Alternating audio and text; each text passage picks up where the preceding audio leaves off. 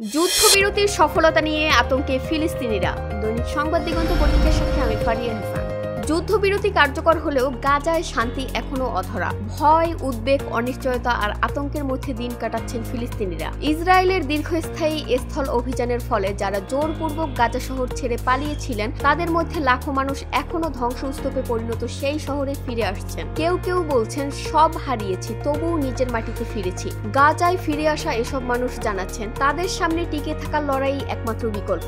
বিদ্যুৎ, পানি, খাদ্য ও চিকিৎসা সবকিছুর ঘাটতি থাকলেও তারা নিজেদের সম্প্রদায়ের পাশে থাকতে চান। অন্যদিকে মধ্য ও দক্ষিণ গাজায় এখনো লাখো মানুষ রয়ে গেছেন। তারা জানাচ্ছেন আশ্রয় নেওয়ার মতো কোনো নিরাপদ জায়গা নেই, তবে এখানেই অন্তত কিছু মানবিক সহায়তা পাওয়া যাচ্ছে। তবে যুদ্ধবিরতির স্থায়িত্ব নিয়ে এখনো গভীর সন্দেহ বিরাজ করছে সাধারণ মানুষের মনে। তাদের আশঙ্কা ইসরায়েল হয়তো জিম্মি বিনিময় সম্পন্ন হওয়ার পর চুক্তির শর্ত ভঙ্গ করে আবারও আগ্রাসন শুরু করতে পারে।